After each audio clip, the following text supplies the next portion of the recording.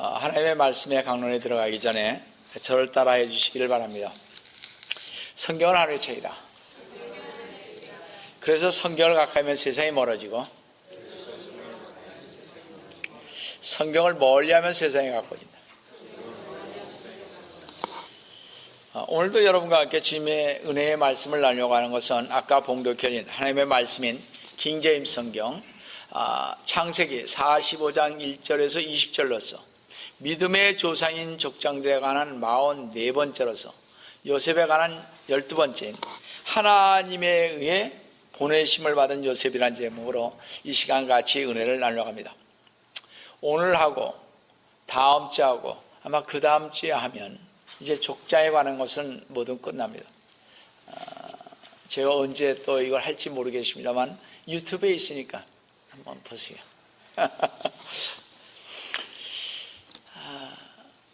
조금 아쉽습니다.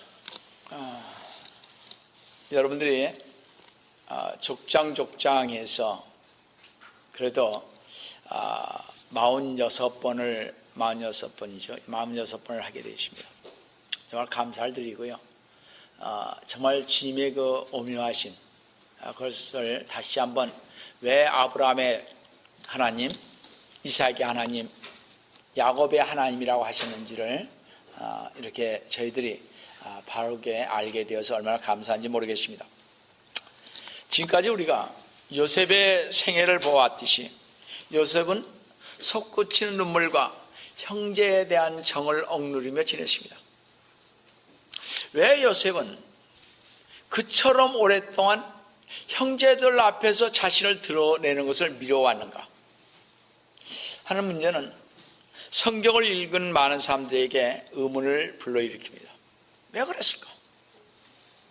또 하나의 특이한 의문점은 요셉이 이스마엘 상인들에게 팔려가서 그 형들을 만나게 될 때까지 거의 20여 년이 경과하도록 왜 요셉은 아버지 야곱과 가족들을 찾지 않았는가 하는 것입니다. 20년의 세월이 흘렀는데 말입니다.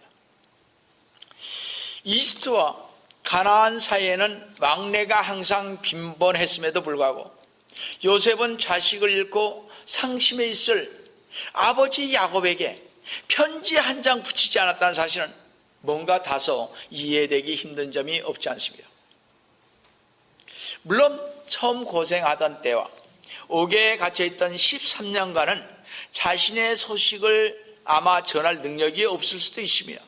그러나 그 고생이 기간이 지나고 이후 7년간은요 이집트의 최고 통치자에 올라 있었으며 마음만 먹으면 얼마든지 자신의 권력을 이용해 아버지의 생사 여부와 형제들의 안부를 알아볼 수 있었을 것이며 아버지 야곱이 생존해 계실 경우 만년을 평안하게 봉양해 드리기에 충분한 여건을 마련해 줄 수도 있었을 것입니다. 그냥 총리니까요. 그러나 그는 아무런 연락을 취하지 않았습니다. 이런 요셉의 행위에서 우리가 알 수 있는 것은 그가 고향을 잃고 또 형들에게 자신을 금방 드리지 않는 이 모든 것도 사실은 하나님의 지시 내지는 섭리 때문이라는 것입니다. 보다 구체적으로 말씀드리면 우리가 알다시피 여러분들은 과거 야곱이 범한 중대한 과실, 즉 그의 아버지 이삭과 하나님을 속임으로 해서 형 에서로부터 장자권을 빼앗은 사건을 기억하실 것입니다. 따라서 야곱은 거기에 따른 고난의 징벌의 기간인데 지금까지 계속 이어져서 요셉이 벌써 이집트에 온 지 22년 동안 생사를 알 수도 없이 한많은 생활을 보냈던 그런 살았던 사람입니다. 지금 야곱의 나이 130세 살 동안 말입니다. 그래서 자신이 한많은 생을 살았느라고 이집트 왕 파라오에게 고하지 않았습니까? 야곱의 징벌의 고난의 기간은 외삼촌 라반에게 속임을 당했을 때부터, 즉 그에게 라헬 대신에 레아를 아내로 주었던 때부터 자식들의 속임수에 의해 요셉을 잃은 슬픔을 겪어서 이후 많은 세월을 험악하게 살아야 했습니다. 그래서 아버지 야곱의 지난날의 봉의 결과로 인해서 요셉은 오랜 세월 동안 고향과 결별해서 이집트에서 살아야 했고, 자신의 소식을 고향에 띄울 수가 없었던 것입니다. 또 요셉은 기근으로 말미암아 자신 앞에 나타났던 형들에게 자신이 요셉이라고 바로 알릴 수 없었던 것은요, 요셉은 그 형들의 사악하고 포악한 성질을 너무나 잘 알고 있었던 것입니다. 무지한 형들이 자신을 쫓아내는 요셉과는 유일한 한 어머니의 소생인 베냐민도 역시 학대하고 무참하게 죽였을 가능성이 있다는 것을 알았습니다. 처음 그 형제들이요, 식량을 구하러 왔을 때 베냐민을 데려오지 않았지 않았습니까? 그렇죠? 베냐민을 데려왔으면 좀 달라졌을 텐데 베냐민을 안 데려왔다고요. 만약 그들이 베냐민을 무척 학대하다가 죽였다면, 지금 요셉이 내가 이집트의 총리라고 말한다면 그들은 베냐민과 아비 야곱에 관해 진실되게 말하지 않을 것이기 때문에 요셉이 자신이 요셉이라고 말하지 않았던 것입니다. 이렇게 볼 때 요셉의 방법은 참으로 지혜로운 것을 볼 수가 있습니다. 또 하나 요셉이 시험한 지혜로운 방법은 두 번째, 형제들이 자기에게 기근을 맞아서 음식을 구하러 내려왔을 때 자신은 동생을 충분히 알아보았을 뿐만 아니라 형들이 자신에 대한 약속을 이행했음에도 불구하고 다시금 어떻게 해요? 은잔을 베냐민의 자리에 숨김으로 가나안으로 그 기로를 가는 것을 방해했습니다. 왜냐하면 베냐민에게 누명을 씌워 자기 종으로 삼겠다는 선언 앞에 형들이 취하는 행동을 관찰함으로써 그간의 형들이 이복 동생 베냐민에게 어떻게 대화하는가 하는 사실은 물론 형제들의 사이가 좋은지 나쁜지도 알 수 있었기 때문에 그렇습니다. 그러나 형들은 베냐민이 당한 불행을 앞에 놓고 보여주었던 눈물겨운 형제에는 요셉을 완전히 감동시켰으며 그간의 형들에 대한 불신과 의혹을 완전히 몰아내기에 충분했던 것입니다. 요셉은 더 이상 형제들의 사랑을 의심할 필요가 없었던 것입니다. 우리 지난주까지 봤잖아요. 자, 그럼 첫 번째로 요셉이 자신을 더 이상 숨기지 않고 형제들에게 알리고 있음을 봅니다.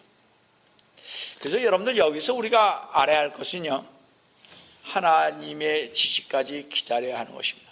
성급하게 걸었으면 모든 것을 망쳤을지도 모르는 일인 것입니다. 자기도 계속 의심을 품었을지도 모릅니다. 형제들에게.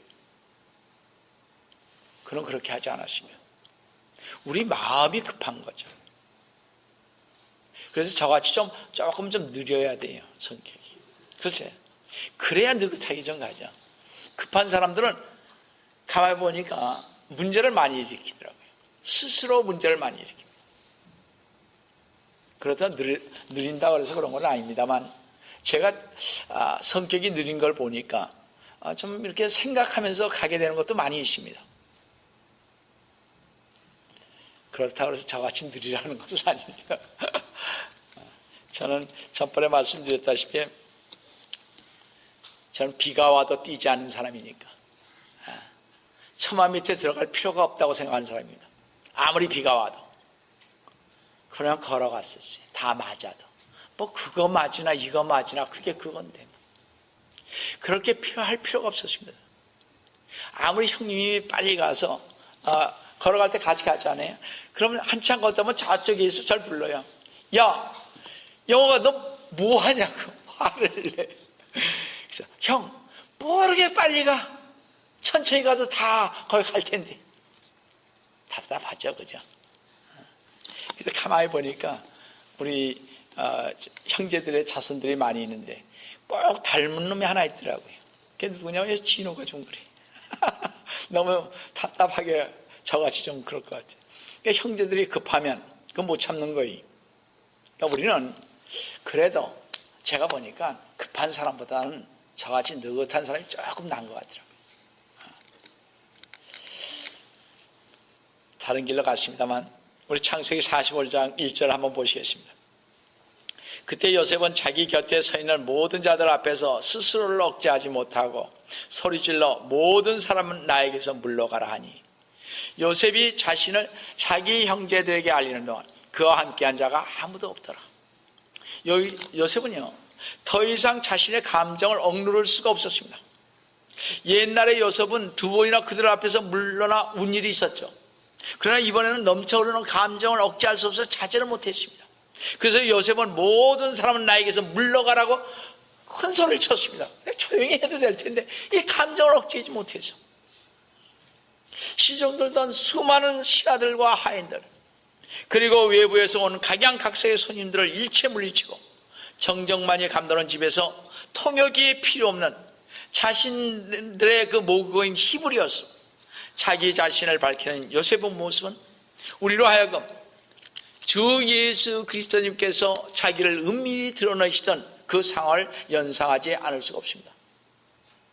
은밀한 중에 항상 천국의 비밀과 자신을 드러내시던 주님과 또한 항상 고요한 가운데서 하늘 아버지께 기도하시던 주 예수 그리스도님의 모습을 여기서 우리는 볼 수가 있습니다. 그래서 요셉은 주 예수 그리스도님의 표상인 것입니다. 그리고 조용한 이때만큼 형제들이 특별히 요셉과 재결합하는 시간이었고 요셉과 형제들만의 시간이었던 것입니다. 마찬가지로 우리들도 이 땅에서 들림받게 될 때 주 예수 그리스도님과만 함께 있게 될 것입니다. 그렇죠? 그날 한번 여러분 기대하세요. 기다려라, 이런 얘기. 우리 그날을 한번 기다려보자고요. 그럼 가슴이 벅차잖아요. 아, 내가 주님과 함께 있다니. 2000년 동안 기다렸던 그 주님과 함께 있다니. 죽어도 한이 없죠. 그렇죠? 저는 그렇습니다. 왜냐? 저 애들은 다 컸으니까 이제. 전 지금 가도 한이 없어요. 그 주님과 만나다고 하는 생각을 해보세요. 제가 애들한테 다 얘기했고, 너희들 고린도전서 4장 1, 2절처럼 청지기의 선한 청지기, 신비를 맡은 선한 청지기처럼 살아라고 제가 몇 번 얘기했고, 또 그리스도 안에서 잘 살다가 만나자 했으니까 여는 없습니다. 잘 보세요. 전 이 말씀을 볼 때마다 얼마나 감사한지. 데살로니가전서 4장 16절 17절에 주께서 호령과 천사장의 음성과 하나님의 나팔 소리와 함께 하늘로부터 친히 내려오시니 그러면 그리스도 안에서 죽은 자들이 먼저 일어나고, 그렇죠? 제가 죽으면 제가 먼저 일어나겠죠. 무덤에서. 17절에 그리고 나서 살아남아 있는 우리도 공중에서 주와 만나기 위하여 그들과 함께 구름 속으로 끌려오라 하리. 그리하여 우리가 영원히 주와 함께 있으리라. 한번 상상해 보세요. 제가 미국 와서 교회를 다닌 지 35년, 목회한 지 20여 년, 기다렸던 주님 앞에 가는 거니까 얼마나 감사하겠어요. 그렇지 않습니까? 죄로 저주받은 세상에서 주님은 그리스도인들을 공중 들림받는 역사에 할 때 우리를 데려가실 것입니다. 여하튼 요셉은요, 복받치는 감정이 빗물처럼 터져버리고 말았습니다. 그리고 지금까지 그는 통역을 통해 그들과 대화를 했잖아요. 자기를 숨기기 위해서 히브리 말로 그들이 얘기해도 다 알아듣지 않습니까? 근데 그는 통역을 사용을 했습니다. 그러나 지금은 그들 자신의 언어로 요셉은 창세기 45장 3절에서 이렇게 말을 했습니다. 요셉이 그의 형제들에게 말하기를 나는 요셉이라. 야, 얼마나 가슴이 뿌듯했겠어요. 나는 요셉이라. 그렇지 않습니까? 살아있었으니까. 그래서 하는 말이 첫 마디가 뭐였어요? 참 저는 감사하더라고요. 다른 거 물어보지 않았습니다. 내 아버지가 아직 살아계시니까 20여 년 동안 그 아버지의 생사를 알고 싶었지만 하나님의 지시였는지 모르지만 그거 참고 지내지 않았습니까? 그거 정말 가슴 아픈 거예요. 그렇잖아요. 생사를 모르고 있다는 그 자체가. 근데 그거 참 나는 요셉이라. 내 아버지가 아직 살아계시니까 하나 그의 형제들은 그에게 대답할 수 없으시니 이는 그들이 그의 면전에서 불안해합니다. 불안하죠. 나는 요셉이라. 이 말만큼 요셉의 응어리진 감정을 단적으로 표현한 말은 없을 것입니다. 따라서 이 말은 형들의 가슴에 쏜살같이 날아가 박힌 화살과 같이 형들은 자기들의 귀를 의심했으며 곧 이어나온 야곱의 안부에 대한 요셉의 질문에도 불구하고 갑작스러운 충격으로 인해 입을 열 수가 없었습니다. 일시에 모든 것들이 무너져 내리고 그들의 과거의 죄악이 백일하에 드러난 순간 그들이 취할 수 있는 유일한 선택은 오직 침묵밖에 없었습니다. 자신들의 손으로 구덩이에 쳐넣었던 그 요셉이 지금 높은 보좌에 앉아 있었다니 그들은 자불안석이 되어 어안이 벙벙했을 것입니다. 그들은 과거 20년 동안 양심을 철저히 새겨왔으며 늙으신 아버지 야곱에게는 아들을 잃은 고통을 평생 동안 더해 주었는데 이제 과거 요셉이 꾼 꿈이 실현된 순간 그들의 악행은 하나님의 거대한 섭리의 흐름을 조금 더 바꿔놓지 못했음을 밝혀졌던 것입니다. 형제들은 웃었죠. 알잖아요. 17살 때 꿈꿔왔던 것을 비방했잖아요. 내가 이렇게 될 것이다 하는 것을. 우리도 그러니까 저 사람이 어떻게 될지 모르는 거예요. 비방할 거 아무것도 없습니다. 신앙이요. 어떤 사람은 저 미국에 와서 믿었잖아요. 술, 담배 다 했던 사람입니다. 근데 왜 하필이면 교회 밑에 층을 가서 사냐고요. 제가 방을 얻은 게 미국 가서. 그러니까 수요일 날 되는데 올라오래요. 왜 올라가느냐고. 그래 교계를 어떻게 하는 거예요. 내가 아마 신앙이 좋았는 줄 알았나 보죠. 하나도 몰랐던 사람인데. 올라오라니까 밑에 사는 지혜로 올라갔죠. 금요일 날 어디 가자 그러니까 또 안 할 수가 없잖아요. 갔죠. 이렇게 또 주일날 올라오니까 올라왔고. 그래서 올라가서 신앙생활 했던 사람입니다. 제가 뭘 알았어요. 참 그러기 때문에 모르는 거예요. 그래서 제가요 전사가 되고 목사가 되니까요 얼마나 시기심이 많은지 이 밖에서들 이 샌프란시스코에서 저같이 밖에 많은 사람도 별로 없을 것 같습니다. 시기심이 그렇게 많더라고요. 지켜지켜 언제부터 목사했다고 뭘 안다고 옛날에 보니까 술 담배 다 했는데 뭐 이런 거 있잖아요. 그래도 당신들은 아니잖아요. 목사는 안 됐잖아요. 여하튼 그때 그 시기심들 그 목사들의 시기심들 나가서 그 장로들의 떠드는 소리들 많이 들었습니다. 결코 그 교회는 안 될 거라고 떠나고 싶었던 마음도 있었습니다. 여러분들 그러면서 여기 온 거예요. 그러니까 어떤 사람이 어떻게 될 거다. 우리 있잖아요. 다른 사람 욕할 거 없어요. 하나도. 제가 보니까 그렇습니다. 남 비방할 거 아무것도 없습니다. 어떤 면에서 그 사람이 더 잘 되는 경우가 많더라고요. 우리 학생들도 남 비교할 필요도 없어요. 더 잘 되는 사람이 많더라고요. 자기보다. 그렇습니다.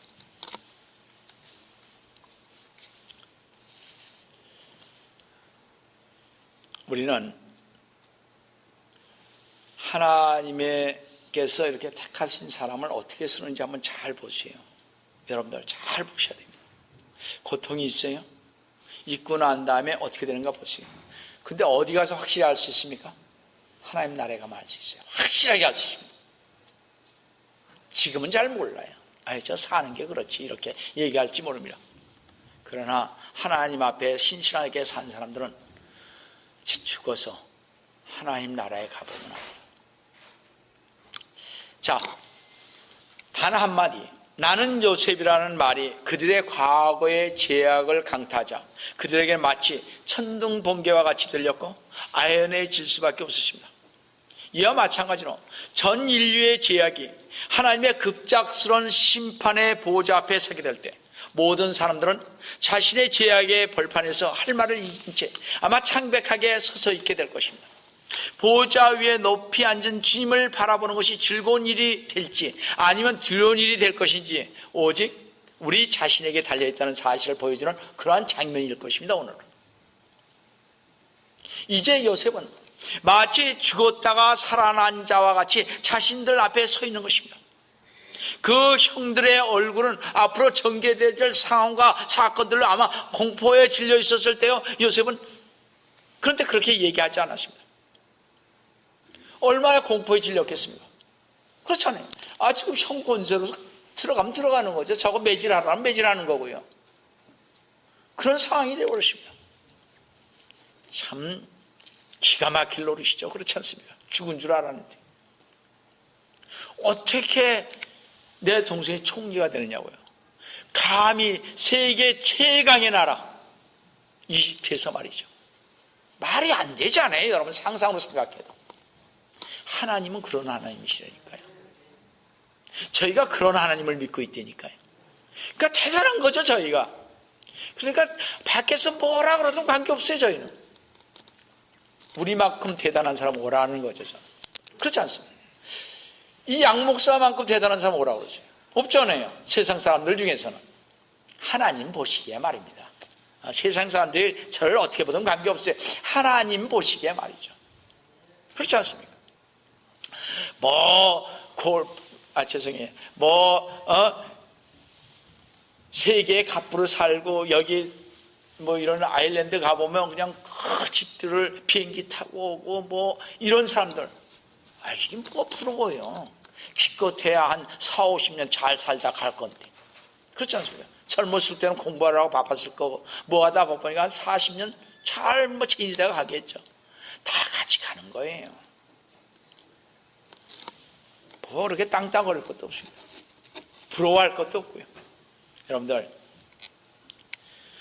항상 우리는 하나님 앞에 떳떳한 사람이 되어야 하는 것입니다. 기죽을 거 아무것도 없습니다. 여러분들 하나님 앞에 잘하면요 그 사람의 모습이 우리가 달라질 수 있습니다. 참으로 그러십니다.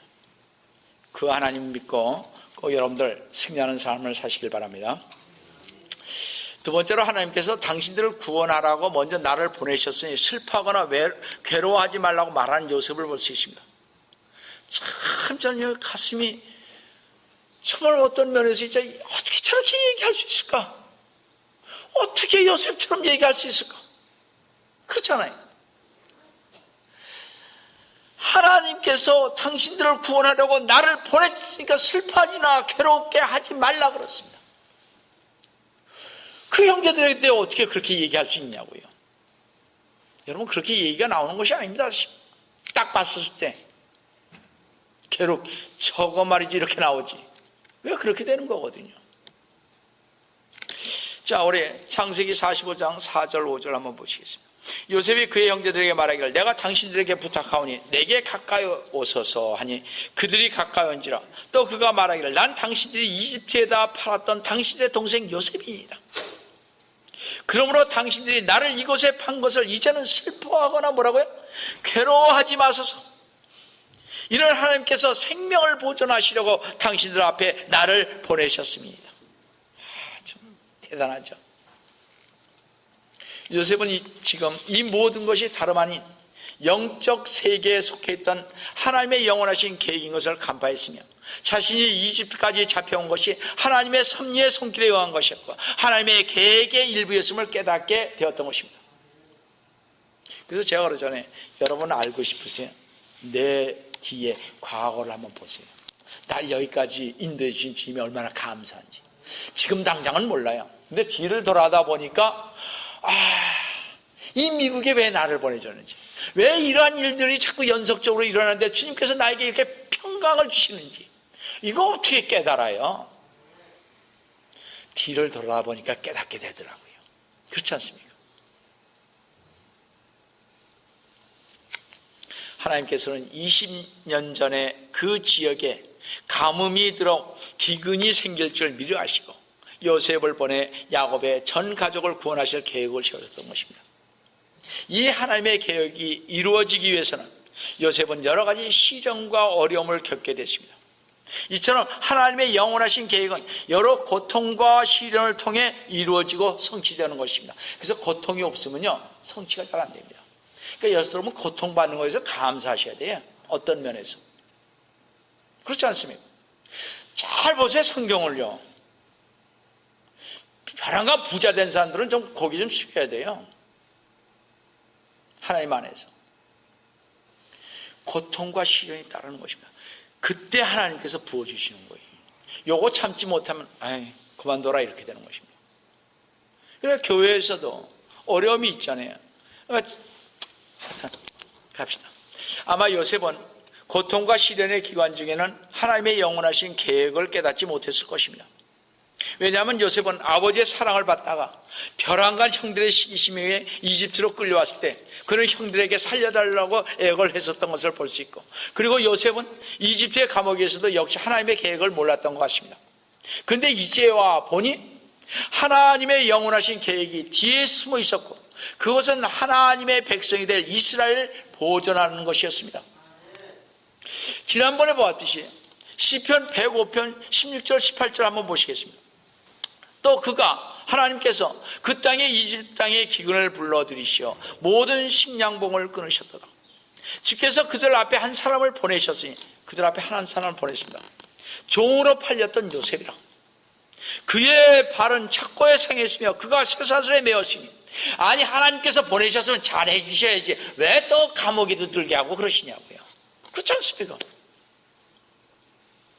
요셉은 이렇게 감옥에서 하나님의 계획을 알지 못한 채, 하나님의 뜻을 정확히 깨닫지도 못한 채 하나님의 섭리적 돌보심과 사랑을 의지하고 믿음의 시험을 치렀던 것입니다.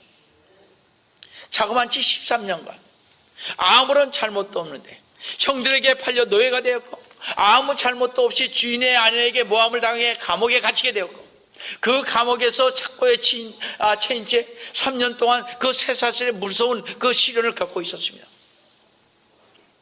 그러나 요셉은 기다렸으며,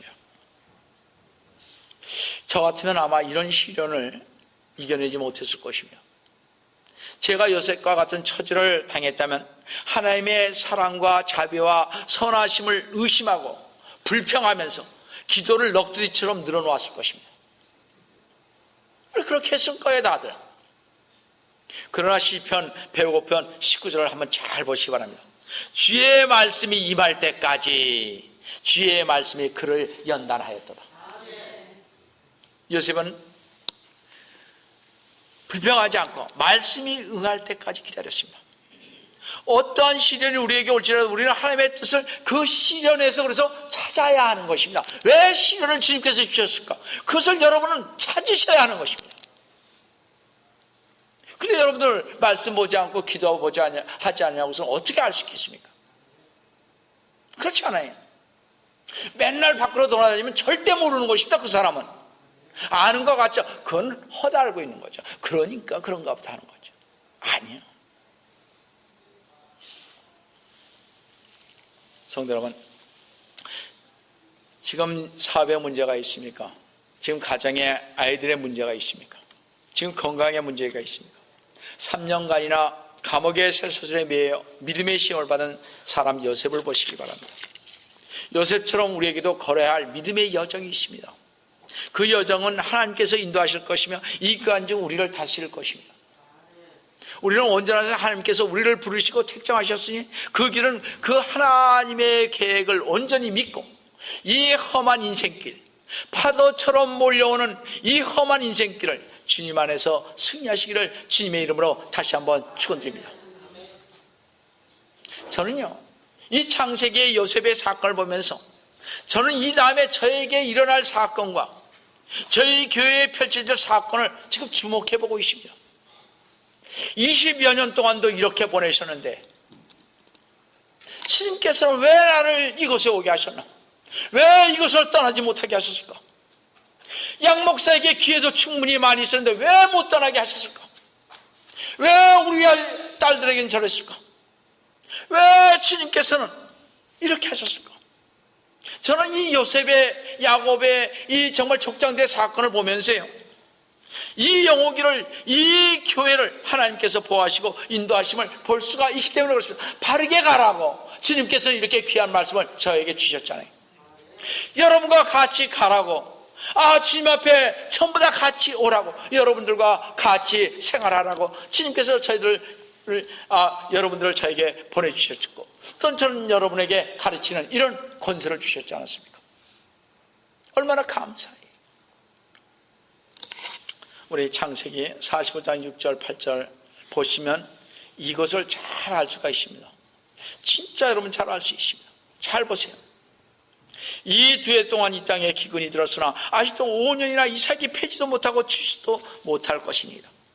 그렇죠? 아직 5년 남았습니다. 이리 왔습니다. 하나님께서는 땅에서 당신들에게 후손을 보존하시고 당신들의 생명을 큰 구원으로 건지시려고 당신들 앞서 나를 보내셨나이다. 얼마나 감사해요.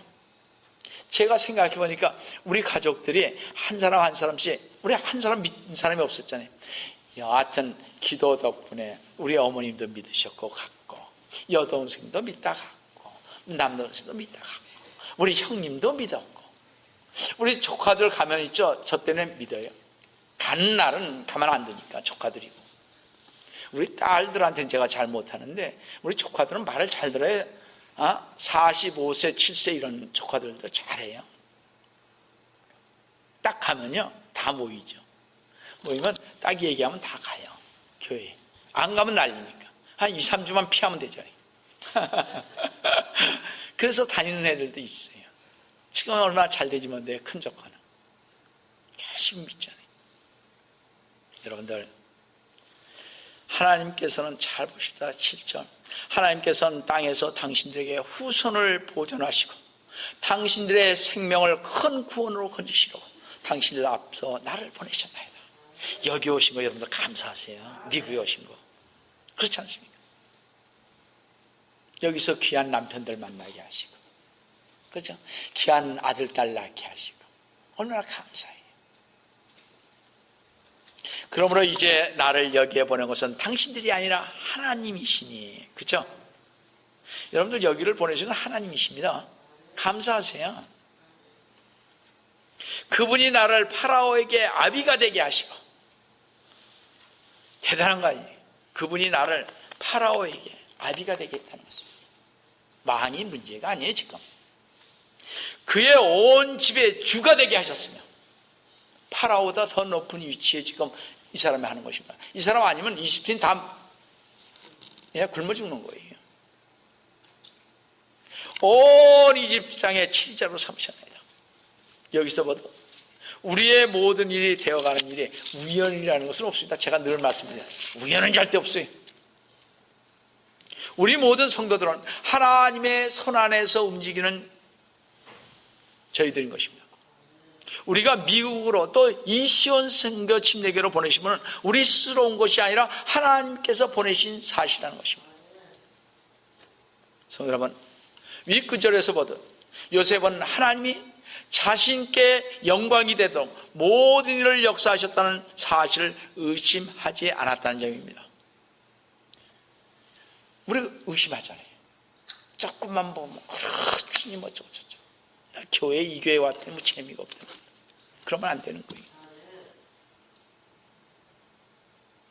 항상 하나님이 자신께 영광이 되는 모든 일을 역사하셨다는 사실을 요셉은 의심하지 않았습니다. 비록 우리에게 어려움과 힘든 일이 몇 개월, 몇 년이 걸릴지라도 우리가 분명히 알아야 할 것은요, 요셉처럼 나를 이리 보낸 자는 당신들이 아니요 하나님이시라는 사실 속에서 모든 일을 하나님의 때를 기다리시면서 우리를 주관하시는 하나님께 모든 것을, 우리의 모든 계획을 언젠가는 알려주실 것을 기대하면서 신뢰하면서 가시는 우리 성도 여러분 되시기를 주 예수 그리스도의 이름으로 다시 한번 기도드립니다.